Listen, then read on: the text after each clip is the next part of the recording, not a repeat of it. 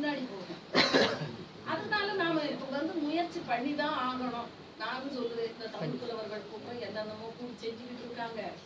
அதனால இதையும் கையில எடுத்துக்கிட்டு இனிமே செய்யணும், செய்ய வேண்டிய ஒண்ணு. நாங்க போய் செய்யக்கூடியவங்கள ஐயா எழுதுறாரு, அவர் காரண காரியத்தோட சொல்றாரு, அதனால ஏத்துக்க வேண்டியதா இருக்குது. இப்ப அவர் காரண காரியத்தோட சொல்லலன்னு வைக்க, முதலாளி நானே ஏத்துக்க மாட்டேன்.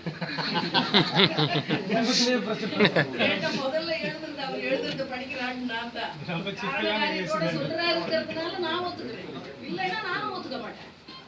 அதனால ஒண்ணு சொல்லிட்டோம் அப்படிங்கிறதுனால நான் மாறிக்கொள்ள மாட்டோம் அப்படின்னு சொல்றது, ஐயோ ஏற்கனவே கேலண்டர்ல போட்டுட்டோம், ஐயோ ஏற்கனவே அறிவிச்சிட்டோம் அப்படின்றத விட்டுட்டு சிலதான் மாத்திதான் ஆகணும்.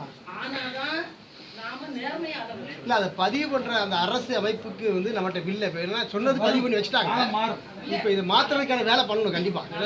உட்பட்டது 711 முடிவு பண்ணாம விட்டாங்க. போன அரசாங்கத்தை சொல்ல வேண்டிய கட்டுரை அனுப்புவதற்கு பிறகு இதை படிச்சு பார்த்துட்டு அவங்க இதுதானே சரியா இருக்குது, இது ஆர்குமெண்ட்ல இதுதான் இது நல்லா இருக்கு, அதனாலதான் தொழிலாளர் அளவு கரையறை செய்யணும். 711 தப்பிச்சது இல்லை.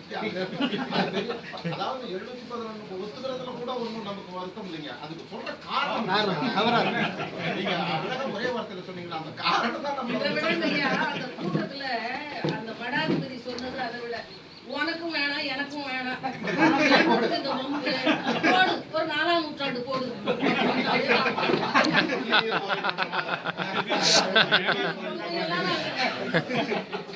பார்த்து காதால கேட்டு இதுதான் தமிழ் ஆசிரியருடைய ஒரு விளக்கம் இல்லையா.